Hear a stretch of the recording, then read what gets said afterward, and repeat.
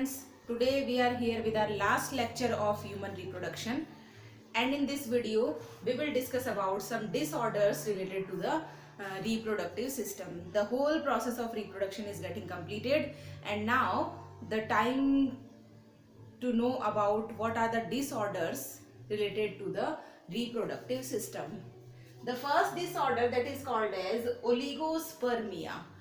In this type of disorder, the sperm count is very less than the normal number. Clear? Here the number of sperms are less than normal. We know that in normal about 3 to 3.5 ml of semen is secreted in one ejaculation, and it has about 300 millions of the sperms, and out of these large amount of sperm, only a few hundreds of sperms are able to reach the reproductive tract of the female where the egg is present. So if the number of sperm is less than the normal, then how these are able to reach the egg? That's why in this case the infertility can be occurred. So the first disease, that is oligospermia, in which the number of sperms are less than the normal. The second one is azoospermia, and in this disease almost the sperms are absent, or these may be near the absence. Clear? So the sperms may be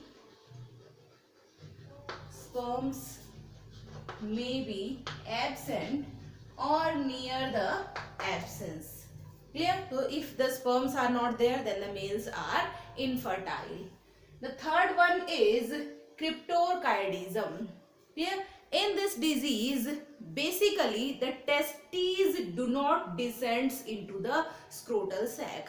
We know that at the time of embryonal development, during 7th month of the pregnancy, the testes descends in the scrotal sac from the abdominal cavity. But in this type of disease, the testes do not descend, and they remain in the abdominal cavity. So testes do not descend in the scrotal sac, and they remain in the abdominal cavity. So this is the diseased condition. Because we know that the testes require 2 degree less temperature than the body temperature. That's why they descend into the scrotal sac, which maintain the temperature of the sperm production process. But if they are remain in the abdominal cavity, then they are present at the body temperature, and the sperm formation does not take place in the testes. That's why this is the diseased condition. Fourth one is inguinal hernia.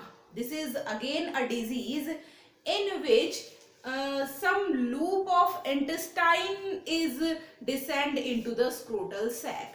Clear? This is the structure of scrotal sac. These are the scrotal sacs, and in these scrotal sacs the testes are there. Here the canal, which is called as inguinal canal. If the loop of intestine is going to descend in this inguinal canal, then here the vas deferens is there, which carries the sperms, and if this intestine is going to descend in the scrotal cavity or the scrotal sac, then the vas deferens gets pushed and it does not able to carry the sperm. So this is a diseased condition in which the sperms are not passes out of the body. That's why with the help of a minor operation, the intestinal loop has been removed from the inguinal canal. So here the inguinal hernia, in which the loop of intestine descends in the loop of intestine descends in the scrotal sac. Next one is gynecomastia. This is a disease in which the males shows feminine characters, especially enlargement of breast.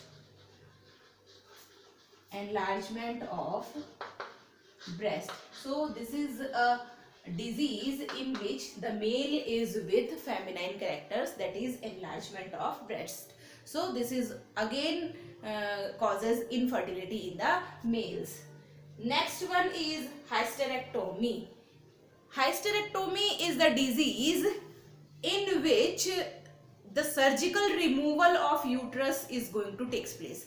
If there is any disbalance in the functioning of the uterus, this may be happen at the time of menopause in the females, or in case of uterus cancer, the uterus may be removed from the body. So this is the surgical removal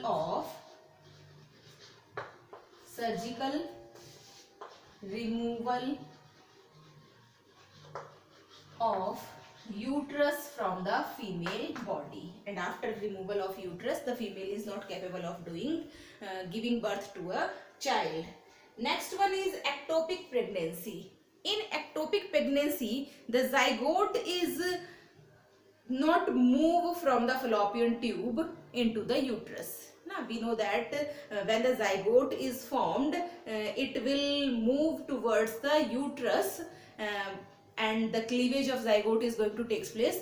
But in case of ectopic pregnancy, the zygote remains in the fallopian tube. It does not start moving. So here zygote remains in fallopian tube. It does not move to the uterus. So the development of the child will not take place. Next one is teratogeny. We know that what are teratogens. Teratogens are the chemicals which causes malformation in the body of fetus or in the body of developing child.